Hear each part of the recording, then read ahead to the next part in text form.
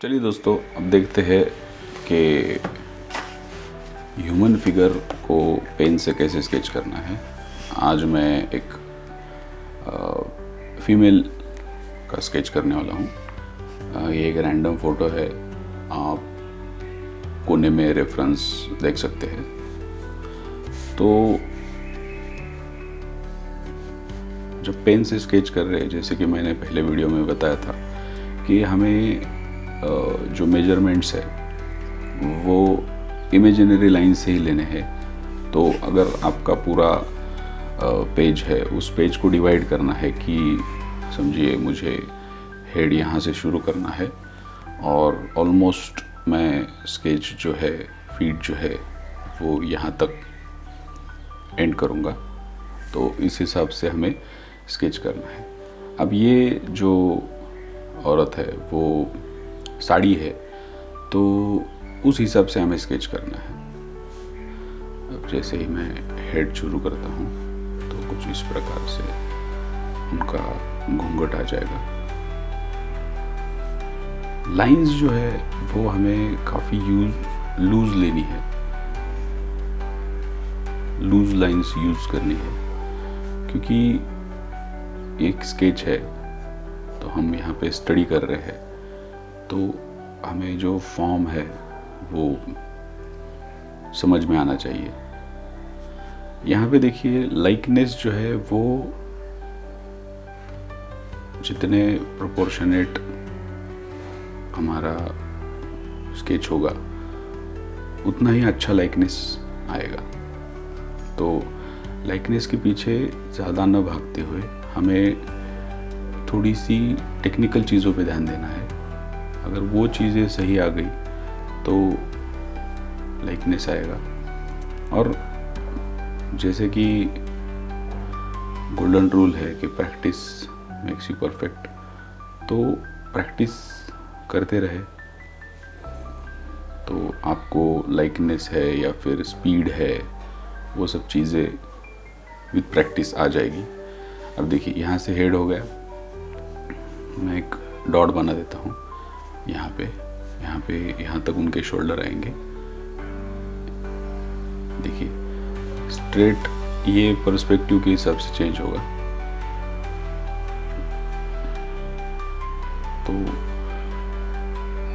हमें पर्टिकुलरली ध्यान देना है कि जैसी चीज़ें दिख रही है वो कम से कम लाइंस में या फिर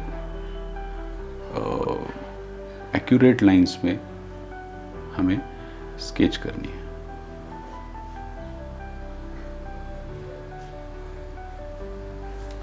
अब जब हम आउटडोर पे काम कर रहे हैं या फिर रैपिड स्केच कर रहे हैं तो स्पीड जो है वो बहुत मैटर करती है। इसलिए आप जब भी फोटोग्राफ से प्रैक्टिस करें तो ऐसा इमेजिन करके चले कि ये एक मूविंग फिगर है जो आपके लिए मॉडल बन के खड़ी नहीं है। तो उस हिसाब से ही आप स्केच करें, तभी आपका आउटडोर में है जो रैपिड स्केचिंग जो की जाती है उसकी प्रैक्टिस हो जाएगी। और स्केचिंग का एक रूल होता है कि स्केच जो है वो कभी भी ज़्यादा डिटेल में नहीं किया जाता, क्योंकि जो व्यूअर है, जो स्केच देख रहा है, वो उसे उसके इमेजिनेशन से कंप्लीट करता है। अब जैसे कि कुछ चीज़ें जो होती है वो सबको पता है कि ड्रिपरी है, जैसे कि यहाँ पे अभी साड़ी है तो वो कैसे रैप होती है। तो इस हिसाब से हम अगर वो कुछ चीज़ें छोड़ते हैं, मतलब ज़्यादा बारीक से बारीक डिटेल्स ना करते हुए कुछ चीज़ें हम वैसे ही छोड़ देते हैं, तो वो व्यूअर जो है वो उसके इमेजिनेशन से बाकी की चीज़ें कंप्लीट कर सकता है।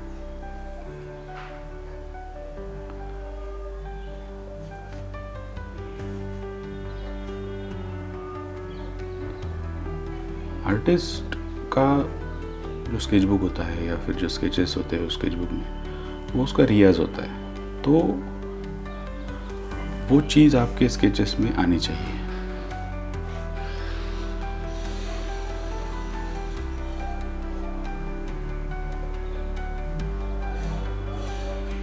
और सबसे इम्पोर्टेंट बात यह है कि आप स्केचिंग की जो प्रोसेस है उसे एंजॉय करना सीखिए। इसका ज़्यादा लोड मत लीजिए। मतलब ये एक प्रैक्टिस है, ये आपकी पर्सनल स्केच बुक है।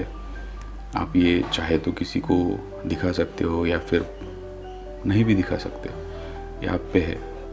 लेकिन मैं ये स्केच कर रहा हूँ और ये बहुत बढ़िया बनेगा और मैं इसे अपने दोस्तों के साथ शेयर करूँगा, ये चीज़ें दिमाग में मत रखिए। स्केच है, वो कैसा भी बन सकता है, कभी भी बिगड़ सकता है।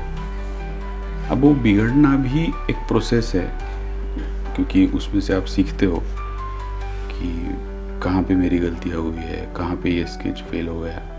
मतलब रियाज जैसा होता है। जो सिंगर्स होते हैं, क्लासिकल सिंगर्स, वो रियाज करते हैं, या फिर कोई भी आर्टिस्ट, जैसे कि कोई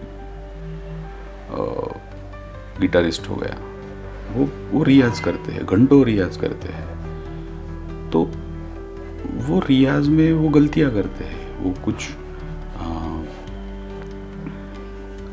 चीज़ें एक्सपेरिमेंट करते हैं, ट्राई करते हैं, और उसमें वो रियाज थोड़ी फाइनल परफॉर्मेंस जैसा होता है। वो तो रियाज है। उस तरीके से आप स्केच को देखिए। इसे एक फिनिश ड्राइंग की तरह मत देखिए कि भाई मैंने ये स्केच किया है, अब ये मेरा ड्राइंग बन गया है, मैं इसे पब्लिश करूँगा, पोस्ट करूँगा। नहीं, ये आपका रियाज है। आप इसमें चीज़ें सीख रहे हो, कैसे ड्राइंग किया जाता है, कैसे ह्यूमन बॉडी का मेजरमेंट्स लिया जाता है, कैसे ह्यूमन बॉडी विथ क्लोथ्स दिखती है, कैसे फोल्ड्स होते हैं। ये सब चीज़ें आप देखते हो। और फिर शेड एंड लाइट कैसे यहाँ पे वर्क कर रहा है। आप इसके लिए अलग अलग टूल्स इस्तेमाल कर सकते हो, जैसे ड्राइंग पेन से कर लिया, फिर उसके बाद पेंसिल से शेडिंग कर ली, तो ये आप पे है। या फिर अगर आपको कलर स्टडी करना है तो आपने पेन से ड्राइंग कर लिया और फिर वाटर कलर से उससे कलर के नोट्स ले लिए या फिर एक्सपेरिमेंट कर लिया। तो ये चीज़ें आप एंजॉय करना सीखिए। तो चलिए दोस्तों, ये एक छोटा सा स्केच हो गया। मिलते हैं अगली वीडियो में। धन्यवाद।